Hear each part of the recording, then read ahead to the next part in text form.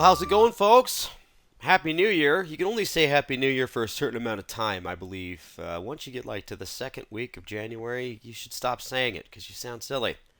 I can say it to you guys because this is the first time I've talked to you guys since the beginning of the year. And this is our first trading room for 2023. I'm looking forward to a really cool. Oh, geez. I'm looking forward to a really good year. I'm excited for it. I don't care what direction the markets take. I'm just rearing to go. I haven't pushed buttons in a few weeks. And if you guys are like me, then you're probably itching to get into it because, boy, I sure am. All right, enough of that. Let's get into what the markets have. Now, folks, I've got my 2 cents. It's only been a day, so we've only got about a day and a half to work with. But I am seeing some interesting patterns going into the beginning of this year that could give us some pretty cool opportunities when the markets decide where they want to go. So take responsibility for the outcome. All right, you know that. So 2023 is off, but not necessarily running. Sure, it's only been a day and a half, but the markets are actually consolidating. And I didn't notice this until the end of the year. Once again, guys, I was just kind of partially into it due to the fact it wasn't really conducive to my style. So I decided just to step aside. But Rob made mention of it after the Christmas holiday and before New Year's, and then Corey saw it as well yesterday, and we are kind of consolidating in the majors here. And so our sentiment is kind of flat, waiting for what's going to happen. Are we really worried about the recession? Are things going to fall apart? Are we going to see some weakness? Or have the markets really been beaten down towards the last couple of months of 2022, and that's good enough, and let's turn around. So we are kind of in a holding pattern here, but that's really cool because it's giving us areas, or at least areas that I want to share with you guys, where we can actually jump into these markets if they break up or down. Now, the economic data is showing signs of slowing. Last week, folks, we did have a jobless number that did tick upward, and the markets rallied. So remember, good news is bad news is good news. So that would kind of assume that the Fed would be slower to increase rates or keep the hammer down. Now, we do have FOMC minutes today. I do think that's going to have an impact on these markets, kind of where the Fed's at. And then we do have a bunch of economic data. But let's get into it first off. So I carried over some trade ideas from a couple of weeks ago and the week before. These are ones that have just been floating around. I'm looking forward to kind of a fresh scan. I think I'm going to jump into it until when I get the full week finished. So this weekend, I'm actually going to start digging into these markets a little deeper. That's just kind of how I am. We had the markets closed the last 2 Mondays. We got Tuesday, Wednesday, Thursday, Friday, 4 days into it. We'll see if the markets break above or below these levels. But I'll probably start getting a little bit more aggressive in my scanning. And what I mean by that is just doing more research, more scanning, looking into the sectors deeper. But we need to get some sort of data before we can do that. These are some ones that have been doing pretty well, though, or performing as we expected them. On the bull side, we've got some of those stronger numbers. Las Vegas Sands and Starbucks are two that I thought were interesting. Starbucks we've talked about for a while. This is a novelty place. They're meaning we all like our coffees. It's usually recession proof, but they have been doing. They posted good numbers. Had a little bit of a correction. Looks like they're coming back. Merck, Procter & Gamble, some pretty good staples there. Neutral trade, Deere is slipping a little bit. Schlumberger as well, but they are still within the ranges. So I'm going to keep them up. They have been good for a while. And on the bearish side, a lot of the big tech companies, Corey made mention of this yesterday on his end of day, that there is selling in some of the larger companies. Microsoft had a gap down. I believe they were downgraded. But Apple's been slipping. Costco looks like it's about to break. I think I've got that chart to take a look at here in a second. Google, Mosaic, things like that. So not much has really changed, except the overall markets are kind of consolidating. So let's get into our first up trade. This is PG, and it's been pretty good. I like the support that it's found here at that $150 mark. And it's just doing exactly what you'd expect it to. Beautiful hammer candle yesterday, and a little bit of a continuation to the upside today. Now, the markets haven't really done much over the last a few trading sessions, but this one seems to be, well, an outperformer for now. Volume's a little bit light. We'll see if that's going to pick up here anytime soon, and it should. It should. It's early yet in 2023, but I think these markets, it's going to be back to business here sooner than later. But this one's holding in pretty good. I do like the pattern. I like the consumer defensive. I like where it's at. Although consumer defensive and the mid-level, discretionary seems to be the strongest this week. We'll talk about it here in a minute or over the last week. But this is holding in pretty good. RTX, one that came from this room and has been back and forth a lot, and it has pulled back. It has bounced off of that 98. It is showing strength. It is outperforming. It is doing well. Everything you could expect out of a stock. I like how this consolidated a while ago at that 96. Broke out, came back, just dipped below its 20-day moving average and used that 96 with a couple of shadows here, right? And stayed above it. So a beautiful pivot high, higher highs, higher lows, and we've got this nice surge to the upside, and we are now pushing up against that 102 mark is what I'll call those shadows, so I like it as well. It's an industrial sector, aerospace defense. It's a great one from this class, and yeah, I'm biased. I love it. Good job, folks. I'm going to change my pin color here. Let's do a blue. Well, let's do blue, yeah. So moving on, here's Starbucks. So Starbucks was great. We talked about it as a bull for a while. It had a little bit deeper of a pullback than I wanted to see. We discussed that as a while ago, but it did come back to that $100 mark. It might have looked like it was about to roll over and fall apart with the rest of the markets, or at least get into some sort of a channel sideways. But look at today and yesterday. Back to business. If you're looking for valuation, it's 2023. Let me get to a stock that's got good numbers, that's doing well, that's growing, that's expanding, that's beating earnings. This is it. And you could see, even with those good numbers that it announced, it still was susceptible to the market's correction. But it seems to be an emerger so far, the beginning of this year. And it's tough because it's gapped up and it's moved. I mean, it's up about 3.5%. It's kind of hard to buy a stock after that. But if you want to see what it does up to this 105 level, maybe consolidate, jump into some sort of a diagonal spread on this for its next move back up to the 110 or wherever you want to snap your fibos or projection lines. It's a good trade. Let's move over to the sideways stuff. This is Deere. I've had a couple of conversations with you, with some of our traders out there about this stock, looking like it's going to be a little bit more bearish than it was consolidating that we've talked about. I believe I was talking about somewhere between here in the 420, 440 range, maybe a little higher, but it is still at that level. These shadows are promising. It's nice to see. Now, today's not finished, but yesterday and so far today, these shadows are great because they're showing signs that, hey, we're going to come back, close the gap, and then turn around and move back up maybe to the 440. It's a big spread. It's $20 in that range, maybe 25 if you want to go all the way to the top here. But it's still holding true to that sideways trade. So you guys that are doing something sideways or condor spreads, it's still within that range. Now, I know I have talked to a couple of you guys, over the last couple of days about Deere, saying that it's looking a little bit more bearish. The conversation ended with me saying that, yes, it is in a bearish move, but it's still holding on to that 50-day moving average and that support that it has back here on that gap. So until those fail, this is still a sideways trade. Here's Schlumberger. This is also a sideways trade. It's looking a little bit to the weak side, but I like today's candle. The action is great. A gap down, a green candle that comes back up. We do have a crossover on the moving averages, and it looks like they're trying to maybe cross back over. If this candle continues higher, or the next day we get back up into above the 52 area towards the 54 range, then it's right back to where it started. This has been a really good consolidator for a while, and it's hung in there. It had a couple of scares here, I think, but that 50-54 range has been pretty good, so far. So sideways trade still holding true. Now, folks, hopefully you're picking up what I'm putting down because nothing's really changed. We've got the same outlook on the same stocks that we've been looking at for a while. It's tough because it's only been a day and a half, and I'm not really ready to build a portfolio here, but I am anxious to push some buttons. Now, this is Google. I thought this was an interesting trade, or a trade idea, because this had tried to gap up yesterday, couldn't get above that 90 mark, and it did it again today, didn't it?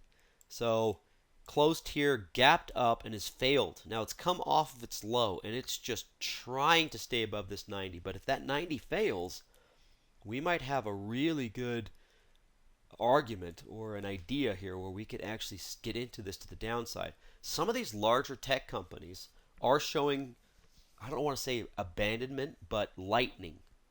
Lots of these larger, these darlings that we've seen over the last couple of years and through the COVID thing are starting to get light. We're starting to see stuff come out of it. Now, it's not like a panic sell-off, although a lot of them are missing numbers, and they really can't justify some of these stock prices, but they are lightening, and if that continues to happen, we could see this bleed a little bit lower. I would not be surprised to actually see it drop below these lows.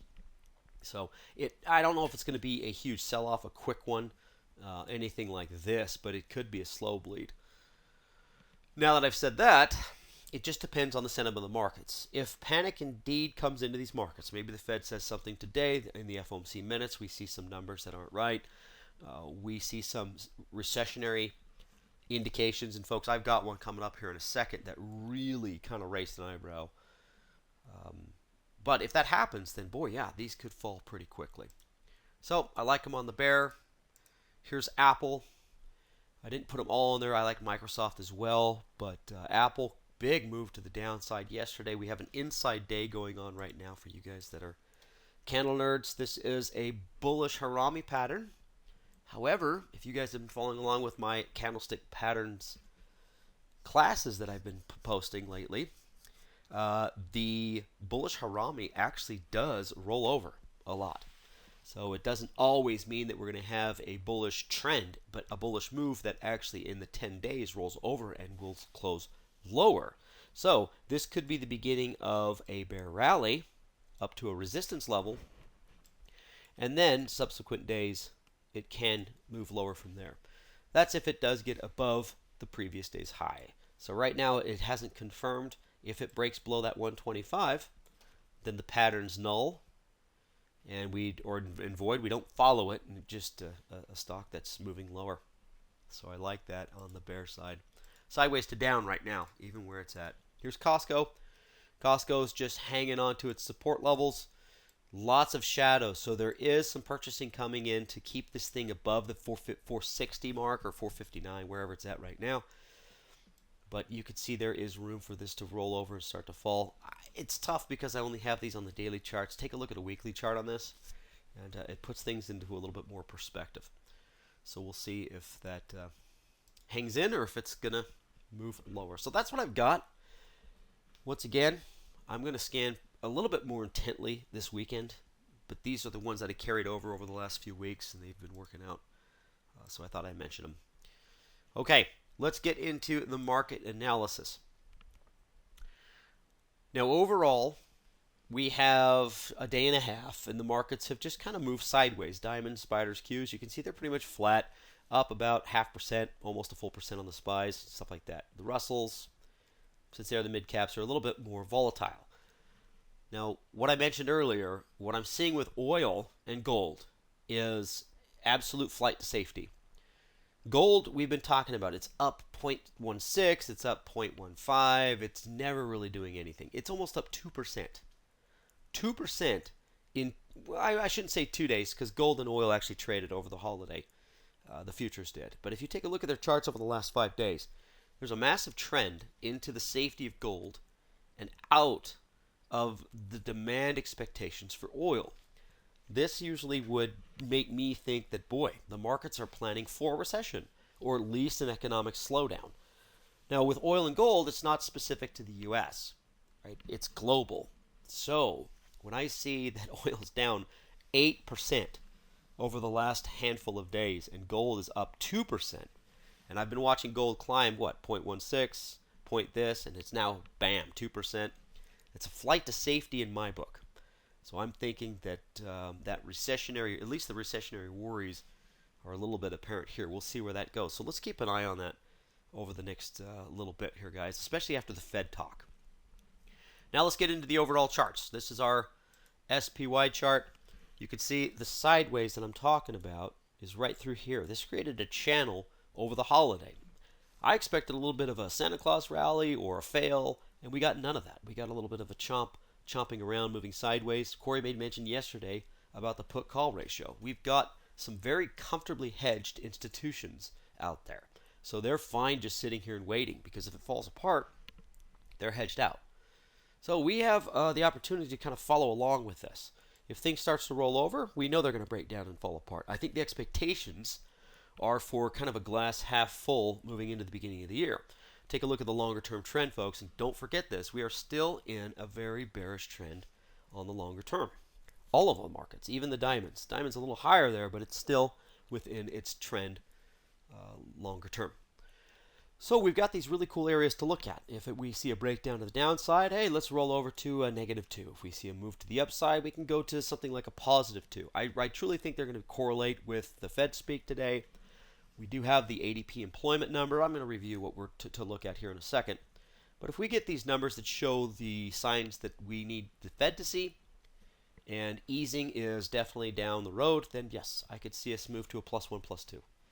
Now, I don't think it's going to save any of the overinflated stocks. Some of these, the darlings, the stay-at-homes, there's still a lot of meat on that bone, and I use that term a lot because a lot of traders will say, well, geez, Joe, it's down 60%. It's down another 10% from there. It's down 70%. Yeah, but these things are up 300, 400, 500% over the last 4 years. So they've got a lot of room to give, a lot of meat still left on that bone. All right, let's take a look at the other charts here because they're very similar. This is the diamonds. The diamonds seem to be a lot more bullish, but it does have its range. It does. And on the overall weekly chart, taking into consideration these pivot points, it's still showing a little bit of a downtrend on there, or I should say, yeah, a down channel. So we'll see. This one looks like it's already ready to go to move higher. Lots of shadows to the upside, but that move out of energy has been super interesting, and I imagine that's probably what's keeping this from moving higher, even when we get good days in the markets.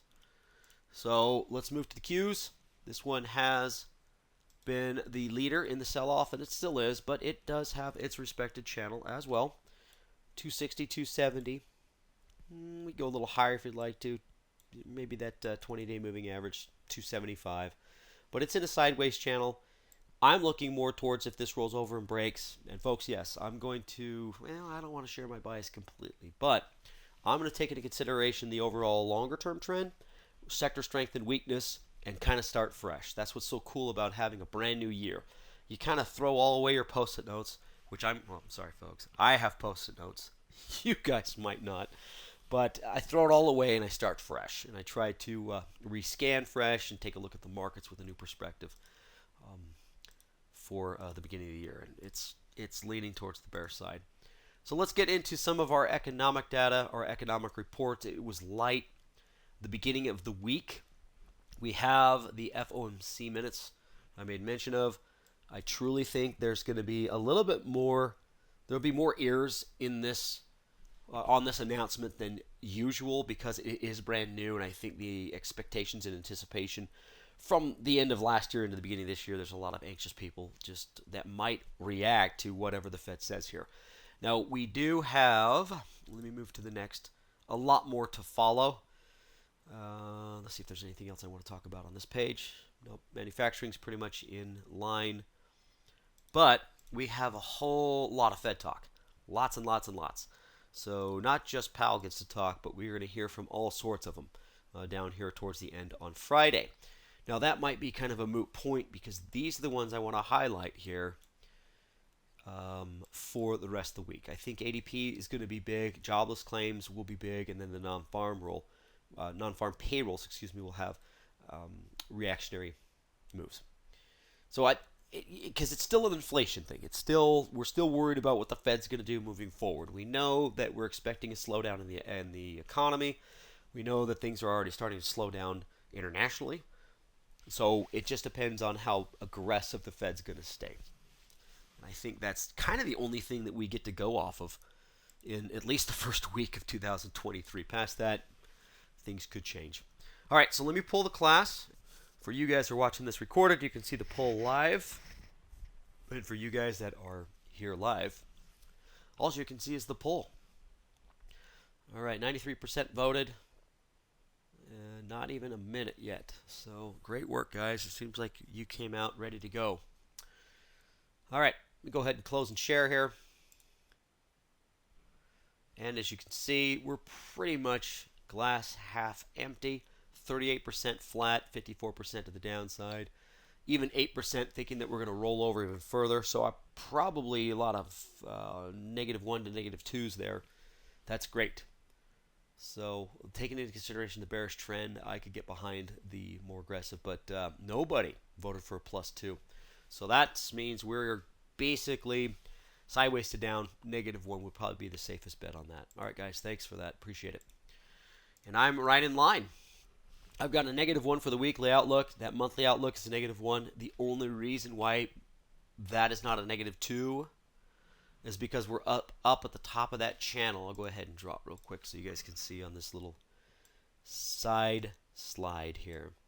If we were more towards here, I'd really like to push this over to -2. But we're moving up here, and I think we kind of test this first and maybe come back to the channel. So I left it at a -1. But I'm with you guys. The overall trend here has easily put me at the -1. If this starts to slip, it's going to make our job much easier. I'm a little bit more confident and comfortable with the longer term being into the beginning of the year, knowing that if that snowball starts to fall down the hill, there's really nothing going to keep it from getting bigger and bigger and bigger. So I'm pretty comfortable to the bear side, knowing that selling could come in. So moving on to the sectors, let's get into them. Also, a pretty good indication of what I'm seeing in gold is energy and technology should be flip-flopped. Sorry, folks, this is a little bit different here. So energy is the weakest. That should be here, right? And then what's on the strong side is consumer cyclicals, right? So the consumer cyclicals. In fact, let's just bump over here so you guys can see what I'm talking about and make it much, much easier. So the consumer cyclicals up 3.5%, just over 3.5%. Communication services up. So I'm thinking this might just be a bounce off the bottom. These things were seriously oversold for quite a bit. But take a look at energy. Woo! 4.84%. That's from Wednesday to Wednesday. The markets were closed on that Monday as well. So a pretty good push out of energy. The majority of it is oil-based. So let's go to what's the strongest. This is IYC. It's consumer discretionary. You can see it's just an oversold bounce. And when I see these things, communication services being number 2, right? I know that, hey, that's good. It's showing that it is bullish, but in the overall grand scheme of things, or the move is bullish, but overall scheme of things, it is an absolute bear rally in that trend. So it's not like, oh, hey, now's my time to go out and buy some of these oversold stocks and some of these stocks that did really well that I think I could probably buy off of the bottom and get them for cheap. That's the old adage, right? Beware of cheap stocks. They're cheap for a reason. Now, that being said, take a look at energy because it's just smushed. Now, this is the ETF, so it's more company driven, right? It's a group of companies, but it's the oil stocks inside this ETF that are really hurting. And look at that move to the downside. This was already slipping a little bit before the end of that last week. So it had a little bit of an anemic bounce, and then it's just back down to the bear side. It's coming back, and it just might be oversold. But folks, remember, a few days ago, 4 or 5 days ago, oil was at 80, and now it's in the low 70s. It's like 72, I think it hit, or 73, high 72s in 2 days, 2 or 3 days. So there is a big push out of energy. It just leads me to believe there might be something to look into deeper. But we trade the markets in front of us. So let's do a quick conclusion, then we're going to go out and take a look at some trades. I'm not sure if you guys have much, but we'll see what we got. We got to start building this class here over the next few weeks. The markets have established a base. I'm going to use that. I'm absolutely just going to use that as a move to the upside or the downside. It's really going to help my sentiment. My outlook right now is 0. I've got that -1 on the rest of the week and the -1 for the monthly because I'm just doing the overall the longer term trend. But right now, I'm ready to build a watch list, and I can't really do that until I see something break out and confirm it. So we got to be wary of the head fakes in both directions. We're moving a little bit up today. We're going to get to the live markets here and see if that hasn't changed. But we got to make sure that it stays there. I want to see some good news, some bullish indications in the economic numbers, and then I want to see the market's price action move that way. Then I'll buy. Same idea on the other side. If it breaks down, I want to see some selling. It should be easy to see the selling come in. The volume should be super high if that indeed is the case, that a lot of institutions were waiting for the year-end to sell. The leaders will be the oversold ones, the darlings that we saw over the last couple of years. They'll still lead the way. But we'll see if that happens, so keep an eye on that. So we won't stay flat for long. I truly think that these markets are ready to move. They just don't know which way to go. So we have that working for us. So the economic data is slowing, but at what pace? I kept that from last time we had this class a couple weeks back. Or actually it was last week, didn't we have that? Okay. But it is slowing, and I think that jobs number on, was it Thursday? Really pushed the markets higher. So good, bad news in that case is good news. We have the minutes today. I think that'll move the markets. The ADP jobless claims and non-farm is what I'm going to be focusing on for the rest of the week. All right. That's what I've got. Let's get to the markets and take a look at some of these trades, or let's see what they're doing since we've been talking. Okay, so they moved up. A little bit of a bearish move, and then kind of are parking themselves just, what's that, 1.5% on the S&P, or 1.2. The S&P's been the leader over the last couple of days, if you guys haven't noticed, outperforming even the NASDAQ percentage-wise. So we're seeing a pretty good move in some of those financials in the 500 themselves. The Dow itself, pretty flat, just under, what's that, 0.75%. NASDAQ, up 1%, but they're just parked here. Once again, Microsoft's in the news. Some of these things are in the news, but other than that, just kind of a general move to the upside. I don't know if it's an oversold bounce or what. All right, let me get to the chat log so I can find out what you guys want to look at. Okay, there we go.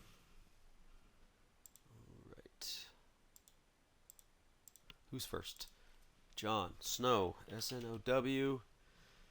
Got looks like a diagonal spread on this. Let me zoom in a little bit here.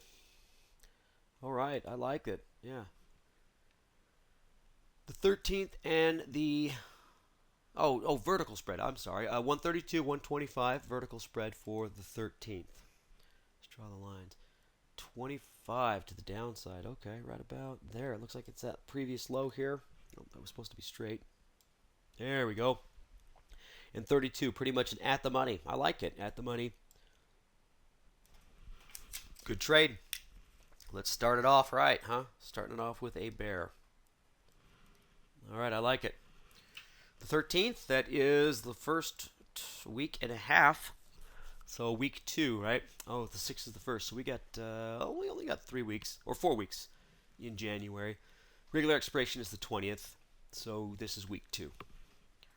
Nice, John. Looks good. I like it. Cool bear trade. Yeah, and I was going to say, this might be one that would be nice with a straight put, but it could be expensive with a stock in the 130 range. All right. James has got a couple of bulls here. Verizon. Man, look at this surge. Jeez. There is some, definitely some positioning going on over the last couple of days. Buying some, once again, bottom fishing. This is speculation. I talked a lot about this at the end of last year. This is where I would expect a lot of this to happen last year. But hey, at the beginning of the year, anybody that believes in Verizon and wants to keep it for the rest of 2023, $40 might not be a bad place to buy it, right? So you're going to see a lot of that. That's why we saw that in Starbucks. I forgot the other one that I had up we didn't look at. Oh, Las Vegas Sands. Lots of things been gapping up. And I think it's just kind of speculative purchasing right now. But it can be strong. So James is looking at that. And Meta a little extended at this point, but showing good strength while markets has been rotating sectors. Yeah, of course. And then he's got Bear Microsoft, which we looked at. Well, no, didn't we? I'll pull it up. I don't think we looked at it. We looked at Apple. Here's Meta. This is the other bull that James is seeing here. Same idea, right? Stock that's just been really creamed going into the end of last year. Then it consolidated, and it's like, hey, I'll throw a couple of bucks at it. We'll see what happens. We'll see if they can't turn it around. They did fire a ton of employees, so I think all the bad news is pretty much out. It just depends if they can gain any traction and make the business better moving forward. But there's a lot of people that believe they can, or at least this surge right here. Let's take a look at the Microsoft. I had it on the watch list as well, and it is a gap down. So looking at Microsoft here, it looks like it is at that floor. Yeah, yep, I like it. Yeah, I like it. Let's move on. Okay, Robbie's looking at AGI.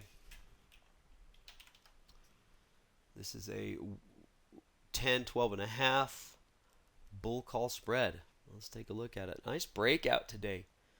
10, 12 and a half. I'm going to have to zoom in and shrink this down and move it over. There we go. That way I can draw. Yeah, I like it. I like it. I mean, percentage-wise, it's moving crazy, right? 5.25%, 26%. But that's kind of what happens when it comes to smaller dollar stocks, and it is in a flight to safety right now, being a gold stock. So you had the, let me draw the lines on yours, 12 and a half and 10, I believe, right? Yes. Yeah. Okay. Good. Oh, target's 1180. Okay, so he's shooting somewhere up and around this area, maybe a projection line or Fibonacci's whatnot. But it looks like strike prices. You probably only had the choice of what, the 10 or the 12 and a half. So he went a little wider there. Yeah, there he goes. 10, 12 and a half was the next available. And I'm okay with biting it off. It's all right. I mean, as long as this 12 and a half brings in a decent amount of money. No, actually, that's probably the only choice you had. That's good. No, it's good. It's a good trade. Another thing you could investigate is how much is the 10 call straight by itself. As long as it's deep enough out time-wise, and then you could just maybe put a stop on it. But I like it. Let me put it down. AGI. Awesome. Thanks, Robbie. Okay. February 17th is what Robbie's using for his vertical spread. That is plenty of time. Plenty of time. Okay. We got a nice bear pattern on TRMB. All right, Felix, let's take a look at it. Let me get this right. TRMB. Okay. Okay, yeah. Nice bear pattern. Exactamundo. That's a really nice bear rally. I like it. Very nice. Very nice. Actually, well, you put it there, but this is probably a little bit better. Why is that? Well, because you had a hammer here, and this is a falling 50-day moving average. So, yeah. Or wait for the confirmation back below $50. Nice. Let's put that one down. TRMB. Two tech companies so far on the bear watch, folks. I like it. And then that bull, gold bull, already starting to see this. And then a little bit of speculative buying, but that's all right. Okay. What about ACN? I don't know. What about it? Let's take a look. Another tech. Zoom in a little bit here. It's a little stronger than I would like to see it. It looks like it's trying to climb back up, but it is. You know, we got the bearish crossover. The only thing it'd be nice to see. Well, it's pretty weak. Yeah. Yeah. I mean, it's kind of above its consolidation area, I guess, if you want to call it there. I'd feel better if it got below that 270 mark before getting to the bear side. But yeah, keep it on your watch list. I'll write it down. Let's keep an eye on it. It's kind of the last couple of days you could see kind of threw this off a little bit. Well, I didn't mean to include this day, but the last 2 days. But if it stayed in this channel and started to roll over more towards that 260 mark, that might be a good bear. So keep it on your watch list. Just be a little bit more patient with it. All right, moving on here. Let's see, shop. Okay. Chicken trade, 13 January, 37.38 bull call spread. 37.38. 37.38. Just playing the move up higher. And once again, if you're playing just the shorter term channel, it's right. I mean, it looks bullish at first, but when I saw this last drop here, you might be playing a bear rally, which is fine. You could play a bear rally. Bear rallies are strong. They can move quite a bit. But like he said, it's a chicken trade. The 13th of January, it's a week and a half from today, 37.38, $1 spread. Let's go ahead and erase this and go a little deeper. This is a little bit more creative than just a standard up move or down move, but I mean, he's already halfway through the move, thinking that this is going to be a bear rally, probably up to the 440 mark. An interesting one. I like it. That's kind of fun. Interesting. We'll keep an eye on it. We're kind of left with those types of trades for now because it's so new. I mean, the market's just started. It's a brand new year. There's really not much to go off of yet. We don't have a good feel for, at least I don't have a good feel for sentiment yet. We're starting to see a little bit of rotation, of flight out of energy, probably showing some signs of fear in a slowdown economically. But tech is also still showing some weakness, and so yeah, it's kind of hard to get an outlook right now. But these are some cool charts to look at, and I'll put them all down. So here's our watch list for the first Wednesday class in 2023. I imagine this thing is going to get deeper and bigger. I'm clearing my post-it notes except for today's, and I'm going to have hopefully some stocks to talk to you guys or bring to you on Wednesday's class. So go ahead and do your scans. I'm going to get a little bit more aggressive in my directional scans when it comes to this weekend. So hopefully the markets will give us something to go off of. All right, guys, thank you so much for joining me. It is good to see you, everybody. I'm excited for this year. And you know how it goes. We'll talk to you next time. Bye, folks.